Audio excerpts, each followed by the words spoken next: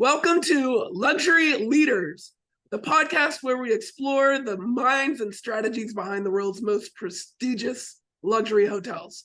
I'm your host, Brandon Stone, and in each episode, we bring you insights from industry trailblazers who set the standards for excellence in hospitality.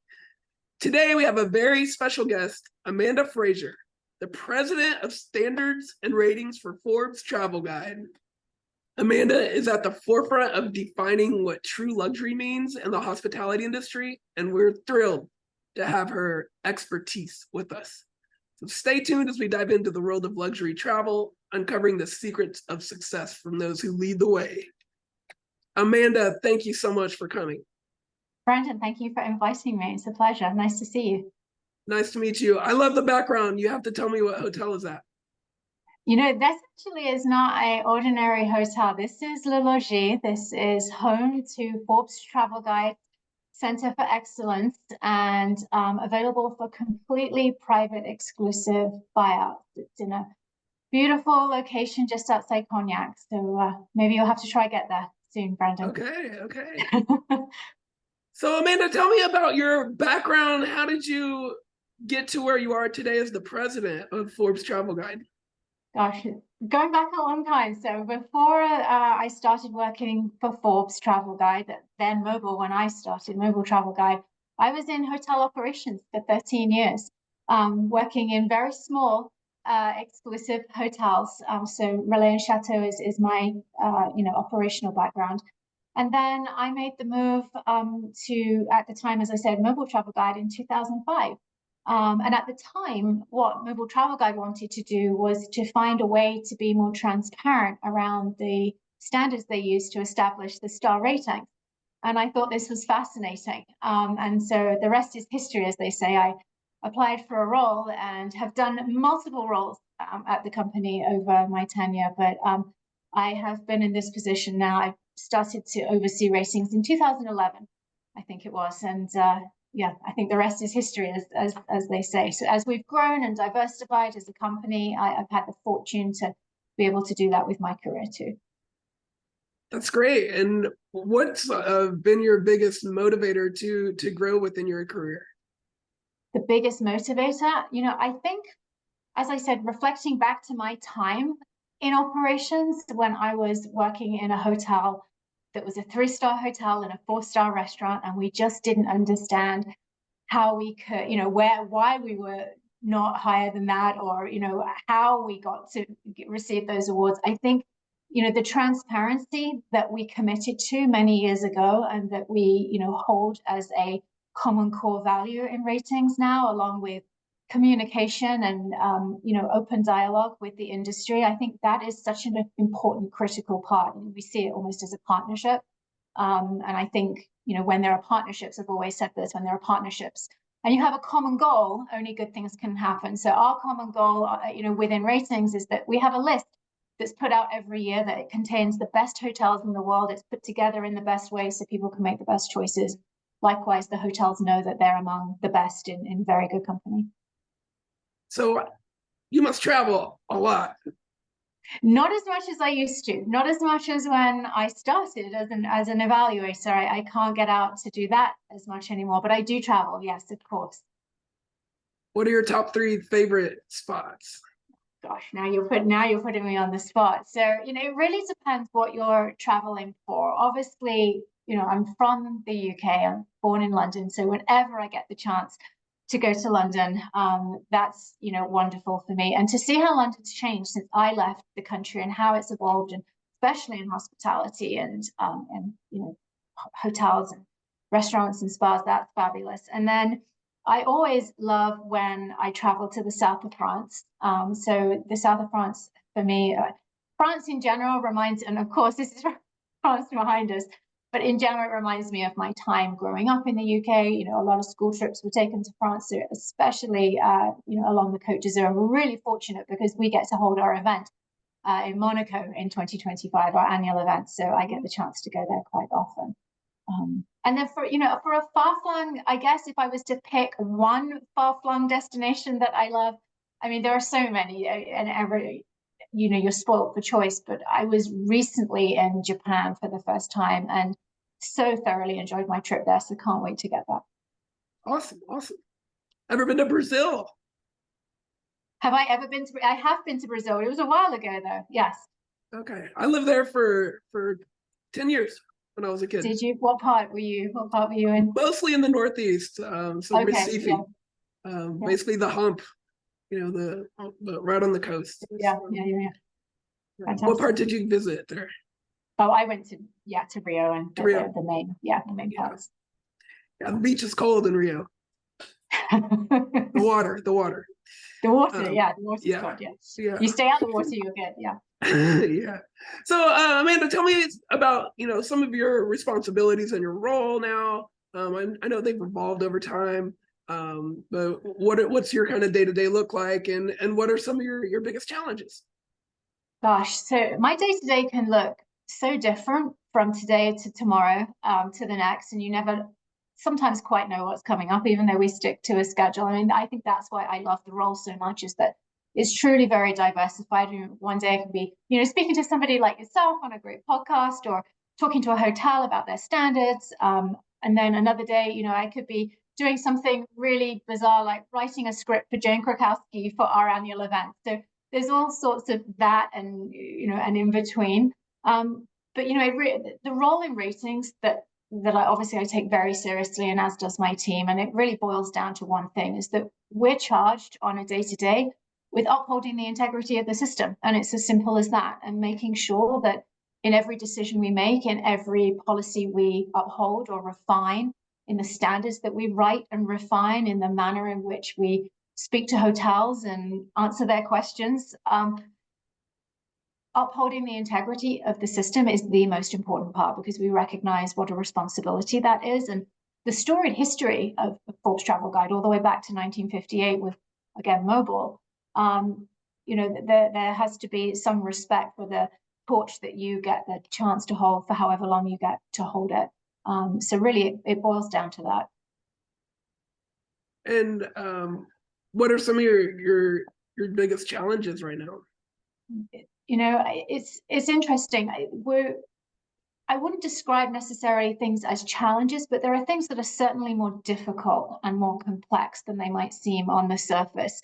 So I think on the surface, people will look at ratings and say, "Oh, aren't they lucky they get to travel in star rate hotels?" And actually, that's a very, very small part of what my team does on a day-to-day basis. A lot of what we do is the communication and the oversight of the system, because we actually don't conduct the evaluations ourselves, and that's for integrity reasons. So there's no emotional connection to the property and potentially the outcome. So there's a separate team that does that works outside the ratings group. But of course, naturally, when you have the results at the end of the year, and the properties have worked hard all year, and you've worked hard to put the list together to get to release it, and sometimes the results aren't always as favorable as some properties may want, and to have to make those calls can be especially hard and especially challenging, because sometimes it can be something they knew was coming, and then other times it can be a little bit out of the blue, and it's just all a matter of handling it graciously and delicately, but fairly, and explaining the process. I think especially coming from operations and knowing that I was once, in that position, for me, I completely understand, the nature of those types of calls. So those are some of the challenges, of course. And along those lines, do you then give good, feedback and suggestions on, let's say they missed the mark? Not only where did you miss the mark, but what else do you need to do to get there? Well, specifically, any type of consulting advice, like how to get better, or don't do that, do this, that doesn't come out of the ratings group. So we have a very line that the church and state line that we bring down, and the ratings group, up to a point, has transparency and communication around the information we collect and the data that we are transparent with. There are solutions within the Forbes Travel Guide group, in what's called our consulting group. The partner services team offer those solutions, but specifically within ratings, we'll certainly answer questions around confusion to make sure the intent of the standard and the application is clear.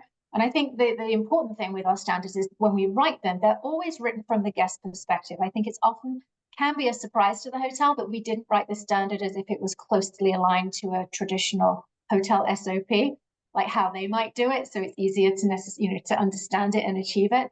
But remember, we are overseeing a system, presiding over a system that's global, and that at the end of the day, that list is put together for the consumers to make better decisions on where they stay, dine, spa, and cruise, and for the travel advisor community that we work with. So, our responsibility is to them to make sure that list does what it says it's going to do at the end of every year. So at the end of the day, it's about saving the consumers time and money, because now they know what they're going to get. Exactly. That's exactly that. Because when they have a great time, we'll hear about it. And sometimes when they don't have such a great time, or, a travel advisor has a client that relied on our list to make a decision and it wasn't as expected, which is obviously very rare, but certainly can happen because nobody's perfect. Things can go wrong. And, we do sometimes get those calls. So it's important for us to understand why that happened and make sure that our system is always a step ahead of assuring that, if something's on the list, whether it's recommended 4 or 5, that's consistently how it's going to perform. Got it. And go back to your team a little bit. Tell me about, the size of your team, what kind of, how do you lead your team? How do you mentor your team? And also tell me about some of your previous mentors that you've had. So, our team actually is surprisingly small within standards and ratings. And while I can't reveal everyone's identity, because there is still an element of incognito work that they do, we're very, very fortunate. While our team has grown a little recently, I have the pleasure of working with some individuals that I've worked with since I joined the company in 2005. And I think, like any great leader knows, the utmost important thing that you look for in your team is trust. And that they have that in you and you have that in them, and that you know each other in that intimate way, that you have the same common goal and the common outcomes that you want, and the same beliefs, and that same passion. And I'm very, very fortunate to have that, not only in the team that I work with that's been here as long as I have. I mean, there's only a handful of us, but we've got almost over 100 years of tenure, I think, between us at the company. And we've got some amazing, very talented new individuals that have joined us recently, that bring an element to the group that, skills that I don't have, and maybe, at my age, don't have a desire necessarily to kind of re-educate myself on. But I know if we bring in the right talent and we collectively work together, that, that provides the strongest force in any team. Got it. And how do you, mentor? Tell me about your approach to mentorship. I think at the end of the day, I don't think I could probably self-describe a style of mentorship I have for my own leadership, but at the end of the day, it's about being genuine, and I'm just myself. So the relationship I have with my team, because we've worked together for so long, I think humor always goes a long way, and to get to know your team and, to understand what's going on with them, so that you can relate to them as an individual rather than think everybody will react or respond in the same way. And, I have an exceptionally talented number 2, a senior vice president of ratings, who, really does a lot of the day-to-day and is just phenomenal. So I'm extremely lucky. That's great. And then tell me about some of the mentors that you've had coming up and throughout your career that really, made an impression on you. Gosh, well, I think sometimes the word mentor is not always somebody that always did something positive. I think you learn in every situation. In fact, so I didn't say this phrase, but I strongly believe in it, is that sometimes you learn the most in either the biggest failures or the things that didn't go quite so well in your life.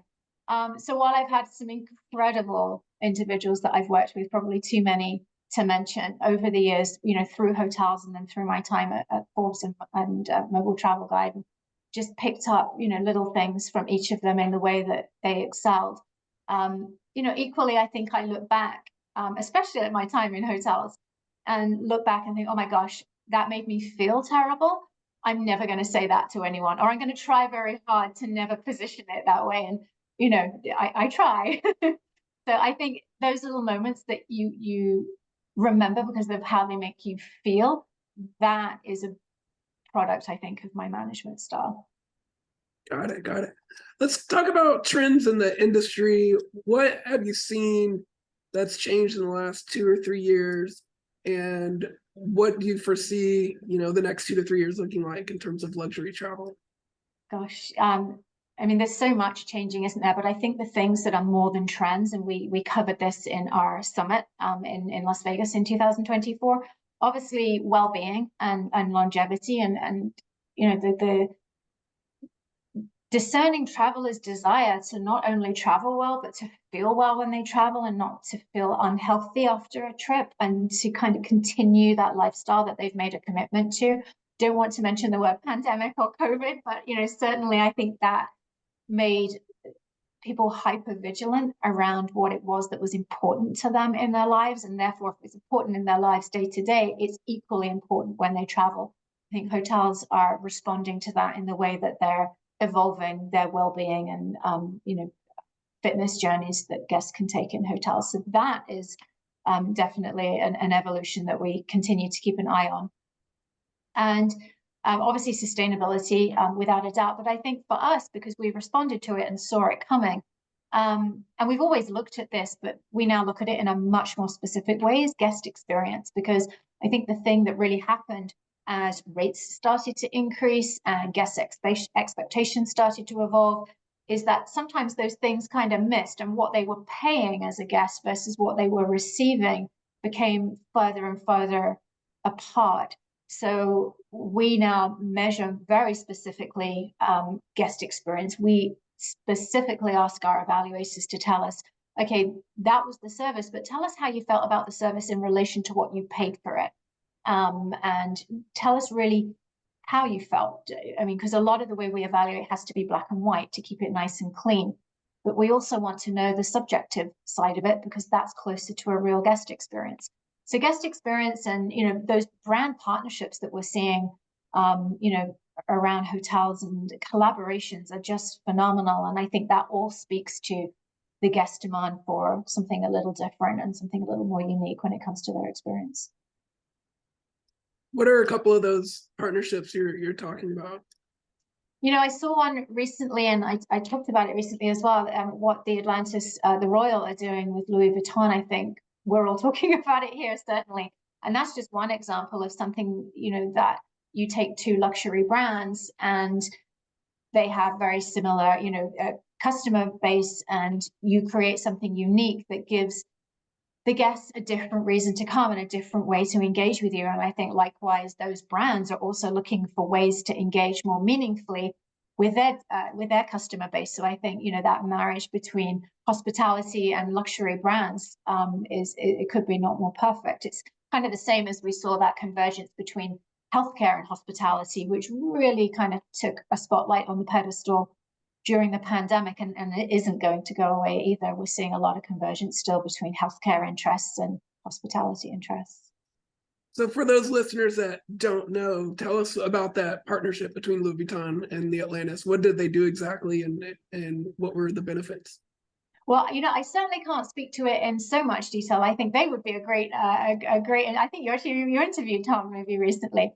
Yes, I did. But what they did is they collaborated with Louis Vuitton in a very interesting way, where there was one element where Louis Vuitton took over an area of the hotel, and then they have some of these incredible art installations, which are very interactive as part of the guest experience. So how they got that collaboration and what the conceptual conversations were around the creative table as they were putting that together.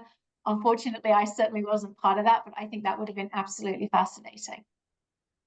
But it can inspire other hotel brands to do similar things with other brands. 100%. No, I couldn't agree more. And in fact, we see this as such a huge conversation that during our event that we're planning in Monaco, bringing together luxury brands and the hotel community from around the world is a very deliberate part of what we'll be doing.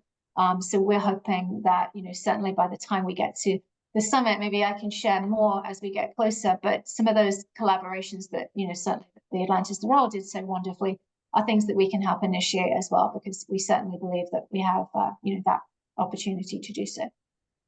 Yeah, that seems like it's just a win-win with both companies, both parties. Yeah. And you mentioned a interactive room. That makes me think of technology. Tell me about how technology's changed what Forbes Travel Guide does and how it's going to change in the future. No, I don't know how it's going to change in the future. I wish I did. But what I can tell you is that we've been watching the way technology gets integrated into the guest experience for a number of years. We talk about it nearly every Standards Advisory Committee meeting that we have. And fairly recently, within the last couple of years, we introduced a dedicated digital services section. And I think technology and guest service, it's like a dance. You can dance well alone. Sometimes you can dance better if you're with a group or a partner, depending on what you're trying to achieve. So I think there's room for both. I think there's room for traditional service and service that's enhanced by technology, whether that be AI or digital ordering, whatever it might be. There's certainly a long way to go, I think, still, and a lot of exploration to be done. And I think it's really clear that everyone in our industry agrees that technology isn't going to overtake humans, but it's learning how we can use it to enhance that guest experience at the end of the day, but also enhance your own abilities as a team member. Yeah, to kind of give yourself superpowers almost. Right, exactly. And the AI is interesting. It's one of at the last 2 summits that we've produced, it's been one of the hottest topics that people are most interested in learning about, because I think it's the thing we know least about. But so it's going to be exciting to see that evolve. Is AI helping with creating like a customer profile? Is it helping, craft emails? How do you see it being used in hospitality?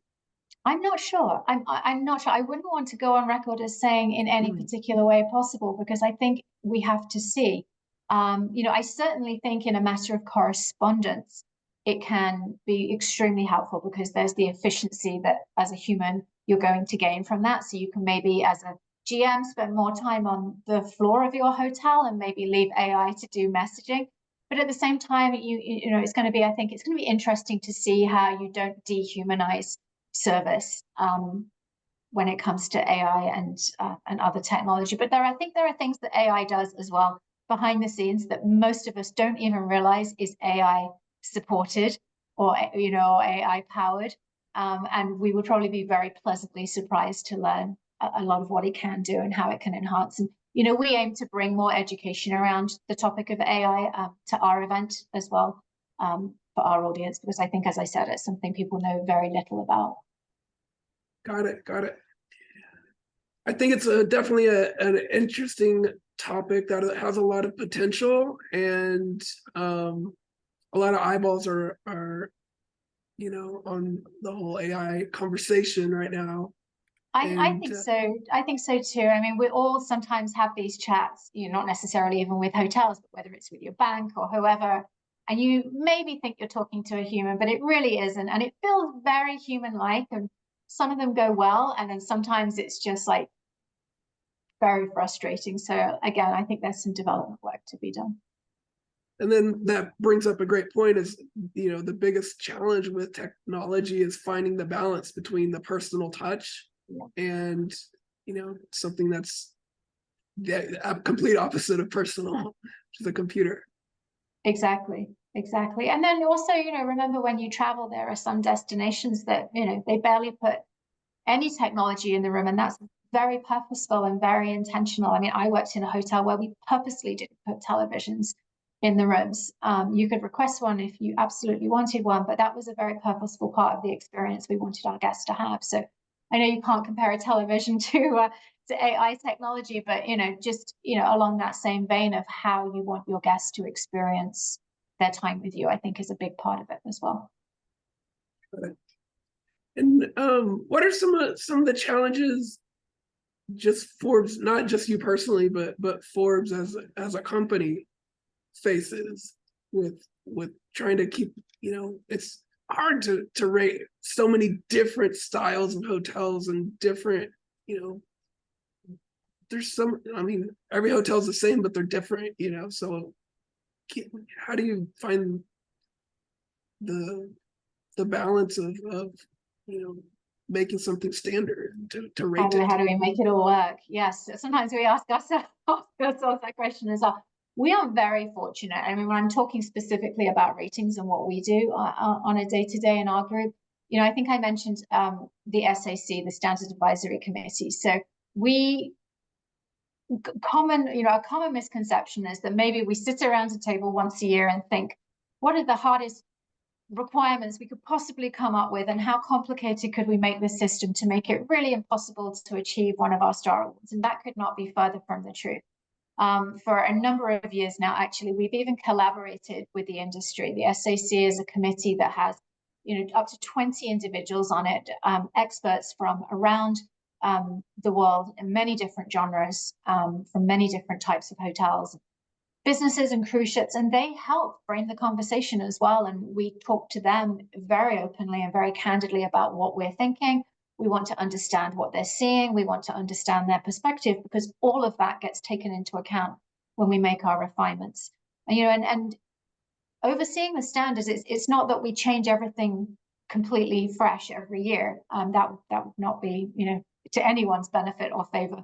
But what we do is we make small tweaks and small modifications just to make sure that the data that we're collecting, what we're seeing on the road, what feedback we're getting from the SAC, that everything is moving in the right direction. So, you know, when I mentioned we introduced the digital service standards, we didn't just introduce those overnight because we thought it was a hot topic and, you know, it would be fun to write a few standards about that. What we saw was that it was becoming increasingly more prevalent, and we became aware of how these digital services were being used and where they were excelling. So at that point, we were able to say, well, on the guest benefit, on their behalf, let's write some standards around what we know is already happening so that we can identify who's doing it the best on behalf of the guest. So the guest is not inconvenienced, because we could easily write a standard that says all hotels must, you know, apply digital service technology in every single area of the hotel, which would be a silly standard for us to write.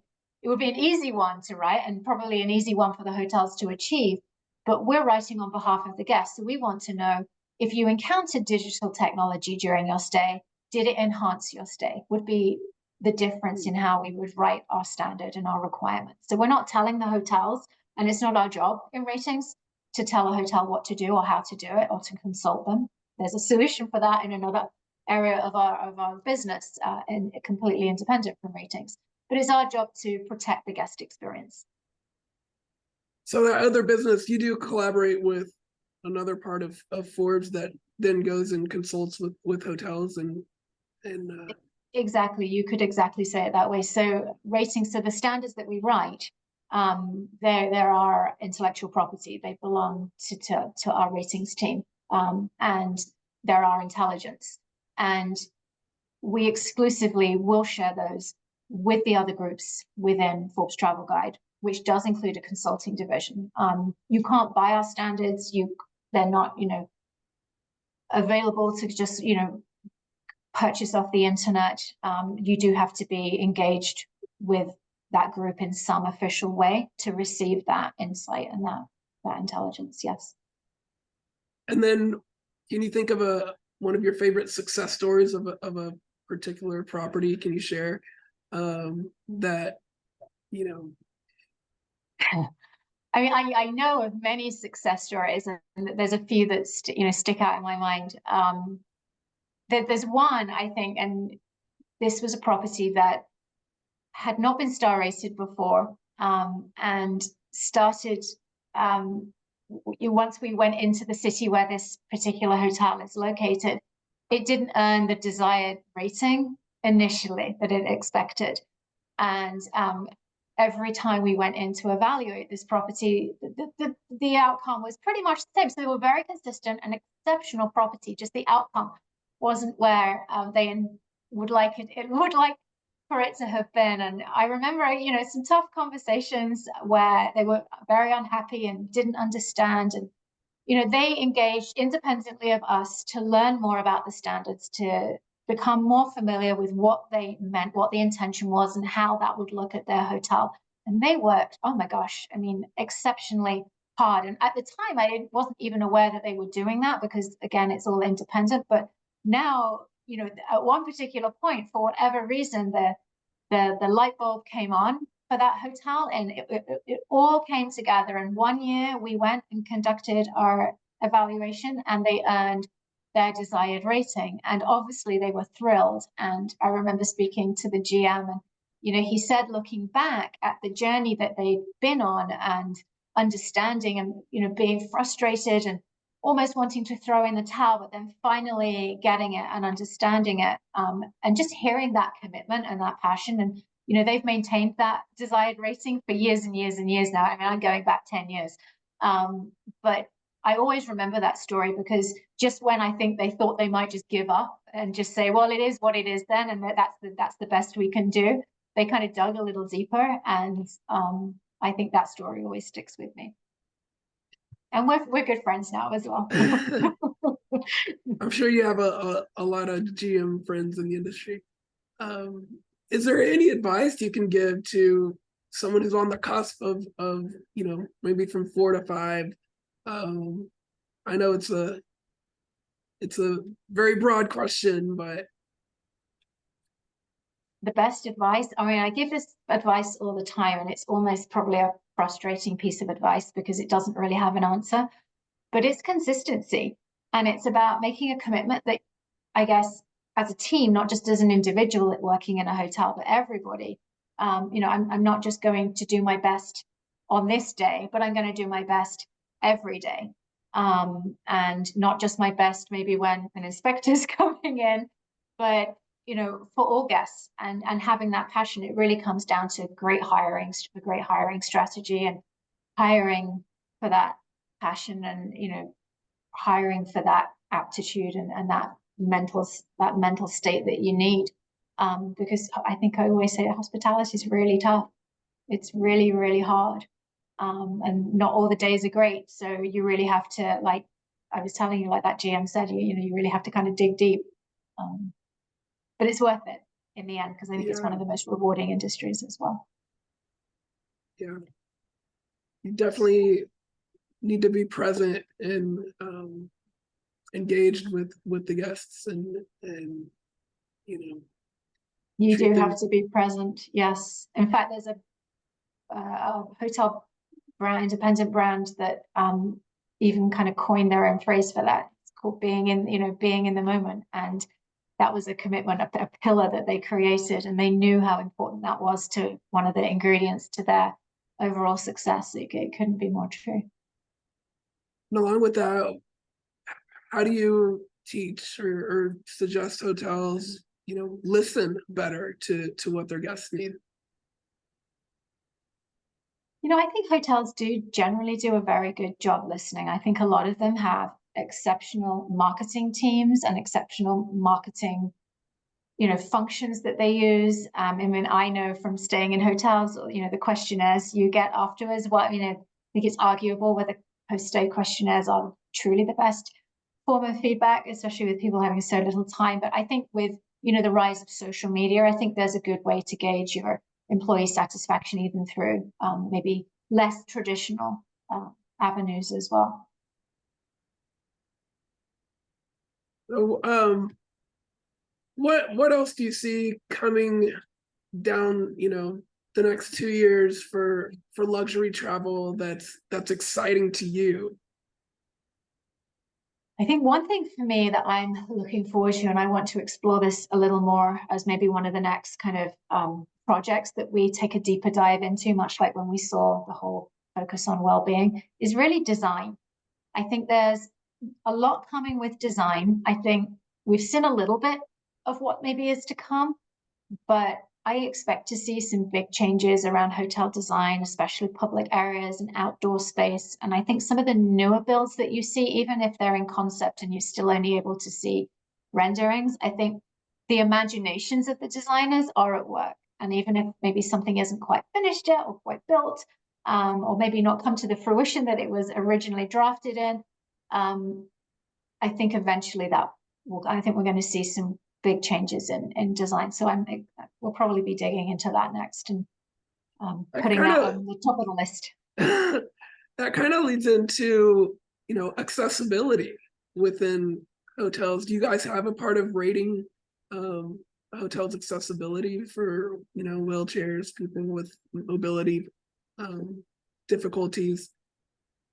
We don't, and not because we don't believe that's important. We don't because to test that in the traditional evaluation format would be really difficult for us. So that would be something that we would consider a specialty set of standards. And that is something that, Forbes Travel Guide as an organization can provide, but, certainly writing it in as a formal requirement within a global set of standards is probably not something that we could do really, really well, because A, that's not our expertise. And B, because we're global, those legal, a lot of that is tied to very legal requirements, which each country defines very differently. It would be very hard for us to fairly evaluate around the globe. It's a great answer. Didn't think of it that way. I've been a wheelchair user for about 20 years now. So it's always crazy how different, a room is when it says it's accessible and you go there and it's not really that accessible. And I think there's a space. I think there's a space for that, because at the end of the day, I think there's a lot of standards we do have that if, you were to go into a property and certain standards, around the way because we have a standard that the room, for example, was comfortably set up.